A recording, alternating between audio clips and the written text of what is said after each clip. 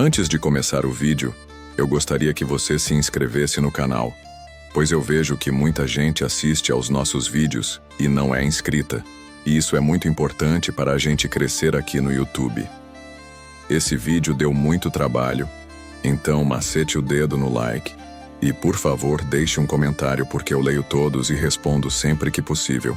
Ela se apresenta como Christine, filha do Conde Cremo, mencionando que o viu caminhando pelo pátio da mansão ontem. Corando, ela entrega a Javier uma carta de amor, pedindo que ele a aceite. Lloyd Frontera reconhece que estava um pouco esperando por isso e acha que está tudo bem. É assim que as coisas são, ele supõe. Javier pega a carta e a guarda dentro do paletó. Christine sai, expressando satisfação por ele tê-la aceitado. Enquanto se preparam para continuar, Lloyd Frontera interrompe Javier acusando-o de abuso. Javier fica perplexo, perguntando sobre o que ele está falando. Lloyd Frontera expressa irritação com a forma como Javier agiu como se nada tivesse acontecido após receber a carta de amor.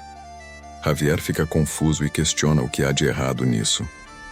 Lloyd Frontera fica irritado, apontando que Javier pegou a carta de amor e a guardou como se não fosse nada. Javier, ainda sem entender, pergunta o que há de errado nisso. Lloyd Frontera, irritado, olha para Javier de forma estranha. Javier coloca a mão em seu rosto e pergunta se ele nunca recebeu uma carta de amor antes. Em resposta, Javier pede desculpas e oferece palavras de encorajamento, dizendo a Lloyd Frontera para se fortalecer. A janela do sistema o notifica de que Javier lhe deseja sinceramente o melhor. Lloyd Frontera reflete que não está com ciúmes nem um pouco, porque vai ficar rico e ganhar muito dinheiro. Depois de um tempo, Lloyd Frontera senta-se em uma cadeira, irritado, e o Conde Cremo chega, perguntando o que está acontecendo com seu rosto. Rapidamente ajustando sua expressão, Lloyd Frontera pede desculpas afirmando que está focado em seu trabalho. O Conde Cremo observa que levou um susto, notando a intensidade em seus olhos. Ele menciona que, embora tenha conseguido reunir a maioria dos materiais sem dificuldade, obter cinzas vulcânicas está se mostrando desafiador. Lloyd Frontera reflete sobre a importância das cinzas vulcânicas como um dos principais ingredientes do cimento romano. Ele reconhece as vantagens do cimento romano, citando as estruturas duradouras de 2000 anos atrás, demonstrando sua durabilidade à frente de seu tempo. Ele pondera a dificuldade de obter cinzas vulcânicas, percebendo que a melhor opção seria ir até um vulcão. No entanto, considerando o tempo que levaria, ele considera impraticável, pois não pode esperar tanto tempo. Lloyd Frontera tranquiliza o Conde Cremo, expressando confiança em encontrar outra solução. Ele decide que é hora do plano B, optando por desistir do cimento romano e, em vez disso, fabricar cimento Portland. Depois de um tempo, ele se senta e escreve uma carta, refletindo sobre o fato de que o cimento Portland deu origem ao cimento moderno. Embora tenha uma ideia geral de como fazê-lo, os detalhes lhe escapam. Determinado, ele decide que deve confiar em Brown e se comprometer a experimentar várias combinações, caso não tenha a inteligência necessária. Mais tarde, Lloyd Frontera colocou algumas pedras na mesa, marcou no papel e refletiu que a amostra 129 falhou. Ele acredita estar perto de descobrir, mas precisa ajustar a proporção da mistura. Refletindo mais, ele considera que o processo de secagem pode ser um fator e decide adicionar mais 4 combinações. Ele expressa confiança de que a aplicação de 12 proporções resultará em sucesso. Inesperadamente, Pe Podong aparece atrás de Hamang e Bangu.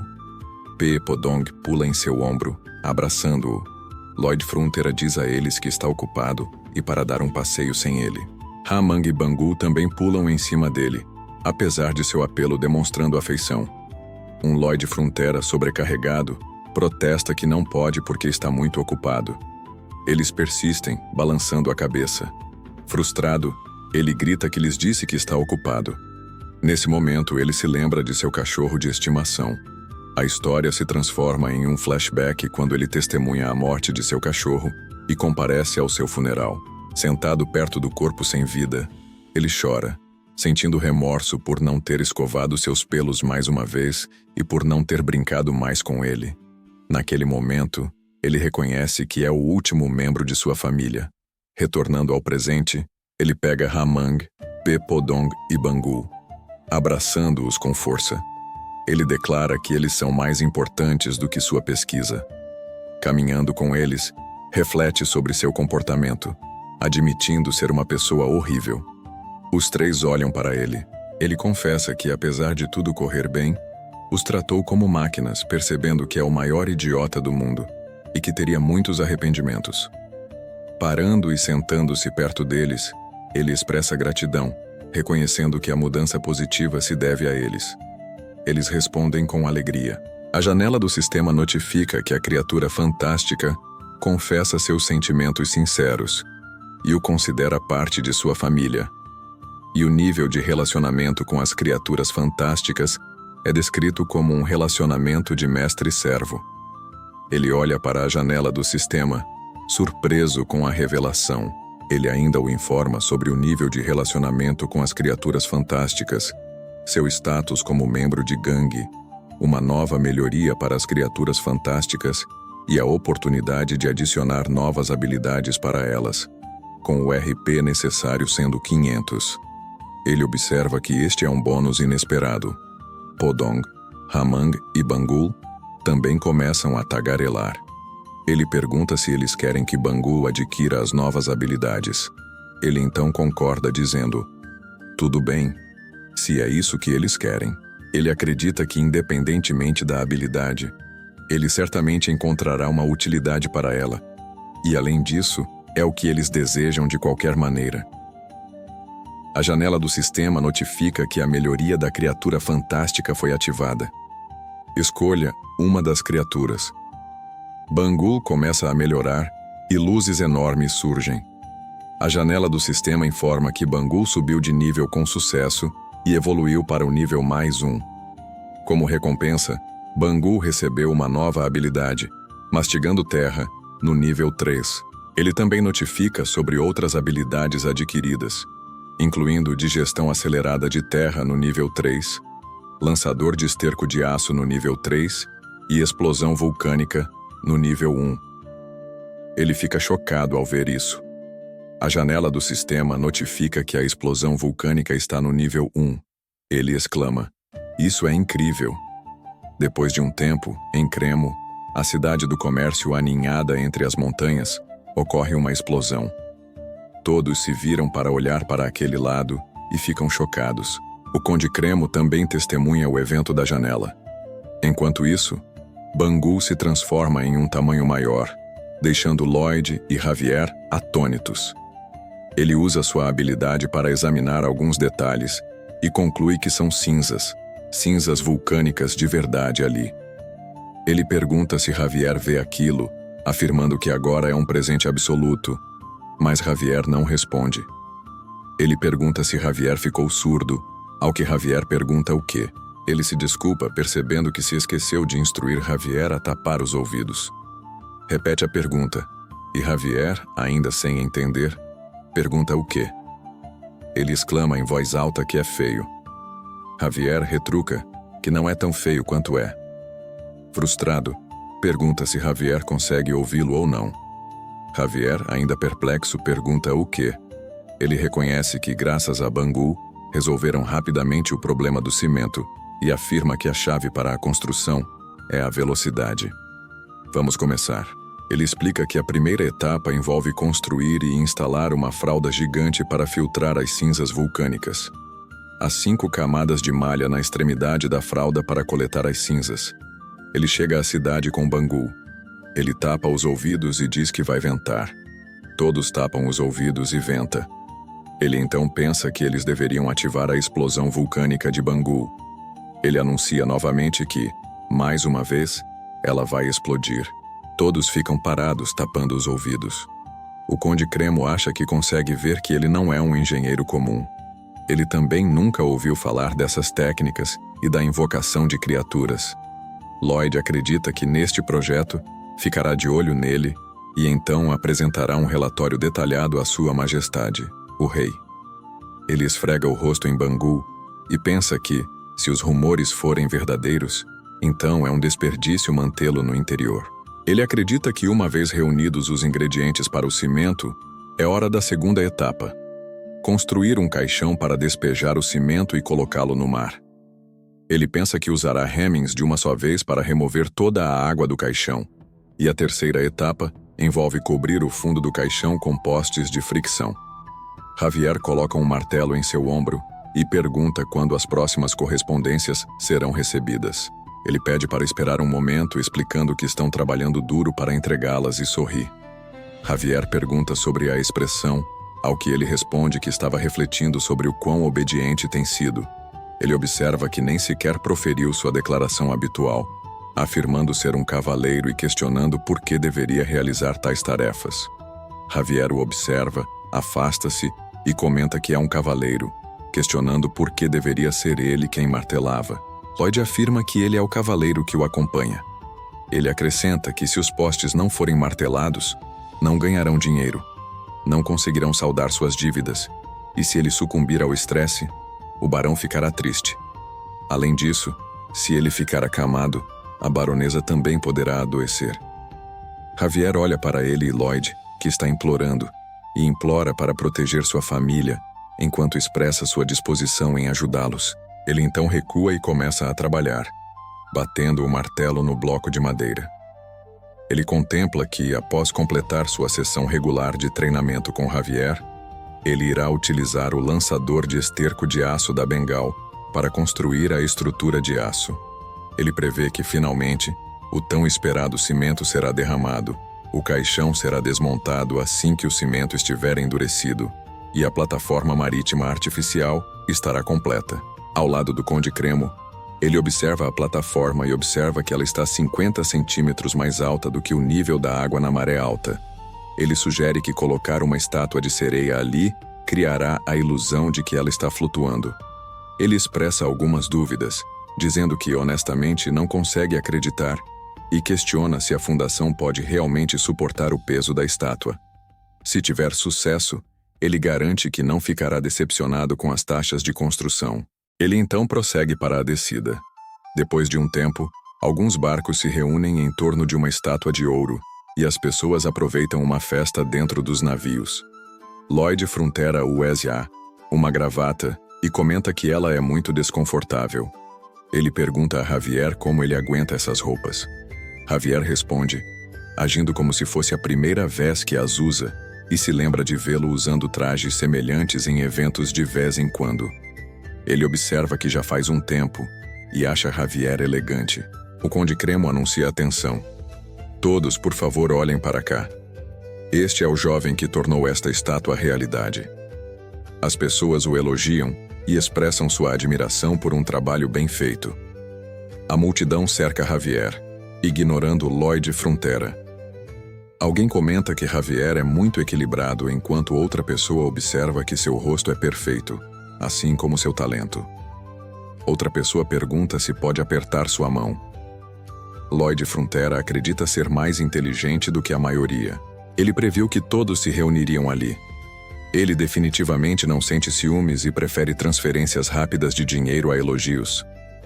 Javier, no entanto, acha essa aparência não muito agradável. Ele se perde, evita contato visual e para de sentir pena dele. O Conde Cremo ri e atribui a atenção ao rosto de Lloyd Frontera. Ele se pergunta por que esse cara sempre acerta um combo de 2 golpes. O Conde Cremo coloca a mão no ombro de Lloyd Frontera e anuncia a todos que este é o homem que construiu a plataforma marítima. Todos ficam chocados, e alguém comenta que eles pensaram que ele era um criado. Os festeiros começam a aproveitar a celebração. Nesse momento, uma lagosta chega, vê o barco e se aproxima. Ela declara que só há uma, e eles planejam matá-la. No barco, as pessoas cercam Lloyd Frontera, enquanto Javier se deleita com o banquete. As garotas do navio começam a sentir afeição por Javier. Sentado na borda do navio, Javier segura uma taça de vinho, sentindo frio. Lloyd Frontera se aproxima e pergunta o que ele está fazendo, comentando que ele parece uma estátua ou algo assim. Javier vira o rosto, esclarecendo que não quer dizer que ele se parece tão bem quanto uma grande estátua, e pergunta se Javier o está ignorando. Javier menciona que sente algo se aproximando. Quando perguntado o que é, Javier admite que não sabe exatamente, mas é extraordinariamente rápido. Lloyd Frontera então questiona o tamanho do objeto que se aproxima, e Javier afirma que é cerca de 2 vezes o tamanho do navio, um pouco maior que o Hamming, que é o maior. De repente, uma lagosta gigante aparece. Lloyd rapidamente se aproxima do Conde Cremo e sussurra que parece que o Giga-Titã está se aproximando. Ele insiste que eles devem informar os passageiros e evacuar todos. O Conde Cremo chama Sir Genovin e pergunta se ele detecta algo estranho no mar. Sir Genovin olha ao redor e afirma que não. O Conde Cremo informa Lloyd Frontera que Sir Genovin praticamente alcançou o status de mestre espadachim. Seus sentidos são extremamente aguçados e podem confiar nele. O Conde Cremo acha que Javier é ainda mais forte, sendo o personagem principal, e se pergunta como persuadi-lo. O Conde Cremo os tranquiliza para não se preocuparem. Nos últimos anos, o Giga-Titã nunca chegou tão perto, e não há motivo para que ele ataque repentinamente. No entanto, ele reconhece que pode haver um motivo agora e olha para a estátua. O Conde Cremo o encara, e Sir Genovin diz que não entende por que estão dizendo essas coisas, mas seus sentidos não lhe dizem que nada está errado. O Conde Cremo ordena que as âncoras sejam levantadas, e os barcos se afastam da estátua conforme a gigantita se aproxima. Os trabalhadores começam a mover os navios, incitando os outros a se apressarem. Observando isso, Javier comenta que está demorando muito. Lloyd Frontera o instrui a cuidar da âncora. Javier se move rapidamente e pula na água com sua espada, e Lloyd Frontera liberta Pipodong, dizendo que precisam dele. Pipodong come amêndoas, cresce e pousa sobre a estátua. Javier desce e corta a âncora com uma espada. Usando uma rajada de mana, golpeia. Pipodong também corta as cordas com seus dentes afiados, libertando os navios. Javier prossegue cortando as âncoras dos outros barcos, um por um. De repente, o Giga-Titã se aproxima por trás, e Javier pensa que acelerou.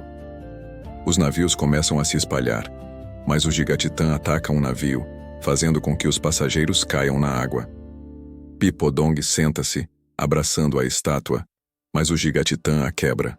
Javier emerge da água com sua espada de fogo e segura Lloyd Frontera, impedindo-o de cair. A estátua se despedaça e começa a cair na cidade, causando destruição, e as pessoas ficam assustadas. Devido à ruptura do navio, as pessoas começam a se afogar e gritam por socorro. Alguém pergunta sobre o paradeiro de Ellen. Lloyd Frontera diz que eles não podem salvar todas essas pessoas. Ele invoca Hamming e o instrui a usar o poder de um único tiro. Hamming pula no mar e começa a beber água. O Giga-Titã entra na cidade e destrói casas.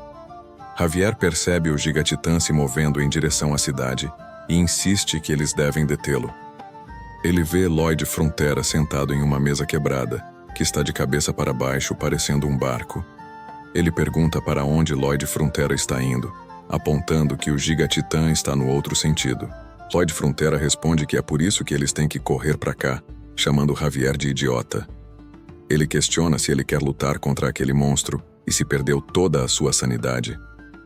O Conde Cremo pede a todos que se apressem, enfatizando que o mar está perigosamente frio, e os instrui a retirar as pessoas da água o mais rápido possível. Hamming expulsa as pessoas da água, com indivíduos pedindo socorro. As pessoas nos navios jogam escadas para ajudar e dizem: "Agarrem-se a isto." Enquanto isso, o Giga-Titã ataca a cidade, e os moradores correm em busca de ajuda. Lloyd Frontera questiona por que Javier está parado ali, e pede para ele se aproximar. Ele pergunta se Lloyd está ignorando todas as pessoas em perigo. Lloyd Frontera afirma que eles vieram para ganhar dinheiro, não para lutar contra monstros marinhos ou manter a paz. Ele ressalta que a cidade tem seu próprio exército e artilharia. Então eles ficarão bem sozinhos. Javier acredita que, em momentos de crise, Lloyd demonstrou grande engenhosidade e determinação para não desistir e não virar as costas para aqueles que estão em dificuldades.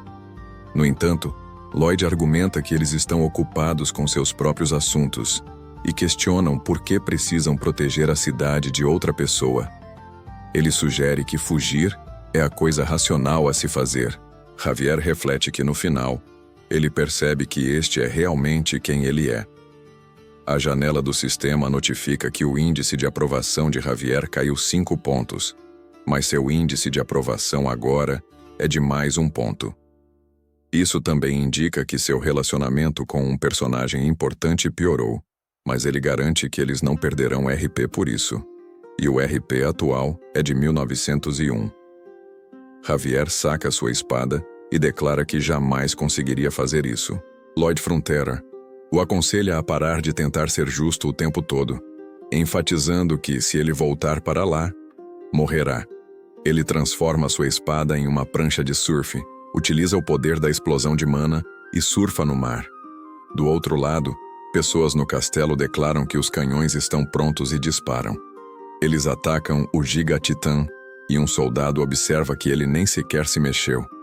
O corpo do Giga-Titã se rompe para o lado e ele avança para atacá-los, destruindo tudo em seu caminho. Ele resolve matar a sereia, fazendo com que as pessoas comecem a correr para salvar suas vidas. Um homem cai enquanto corre e o Giga-Titã move a perna para atacá-lo. Javier usa sua espada com uma rajada de mana e ataca o Giga-Titã, imaginando se seu golpe de rajada de mana ricochetearia. Ele cai, mas se move rapidamente novamente, evitando o contra-ataque do Giga-Titã.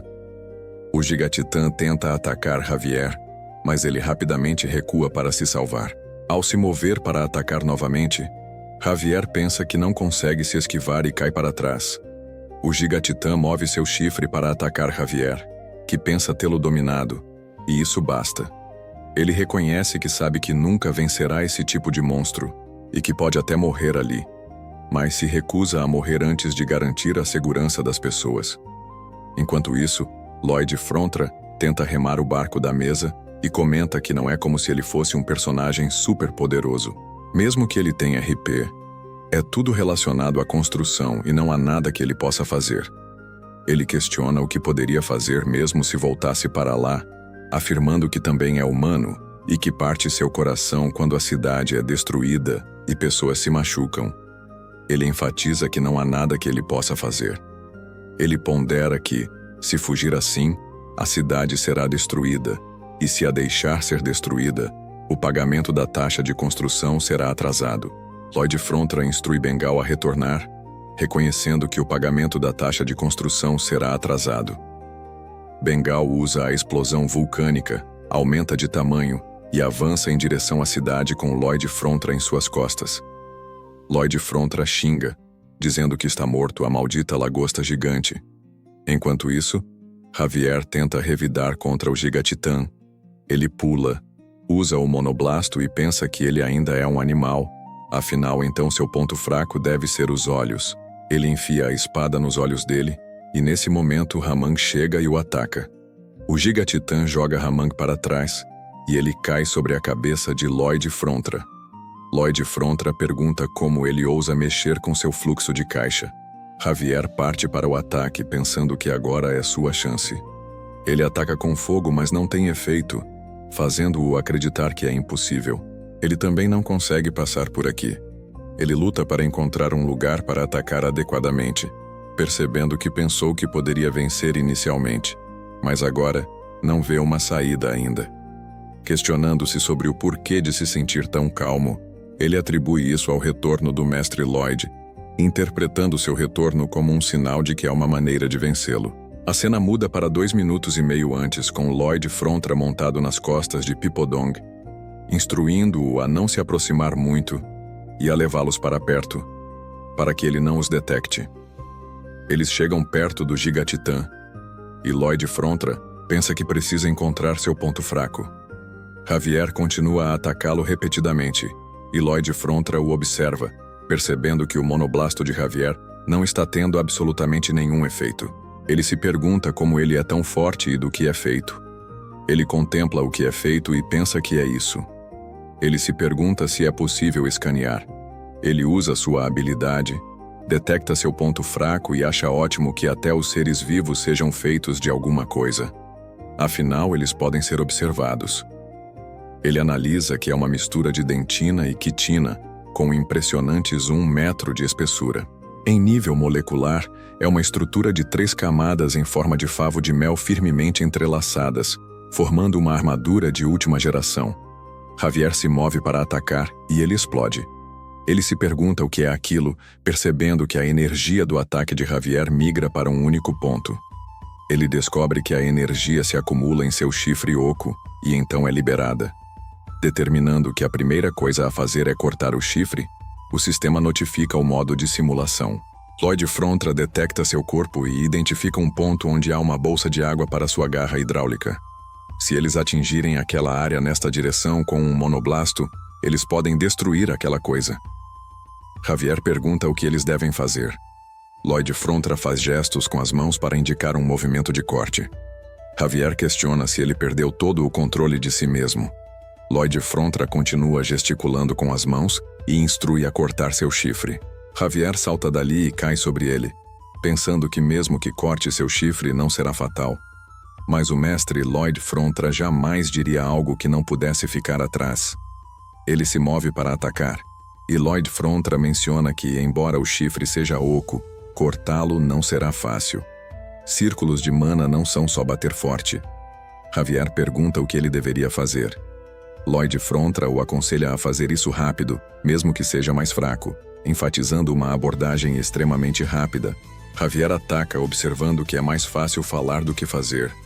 Ele corta o Gigatitã usando sua magia, e uma luz enorme emana dela. Lloyd Frontra acha que está funcionando, descrevendo-a como uma motosserra de mana de alta frequência. Era apenas uma teoria, mas ele sabia que Javier conseguiria. O Gigatitã grita e Javier tenta cortar seu chifre. Lloyd Frontra ordena que Pipodong ataque, e Pipodong vai atrás do Gigatitã.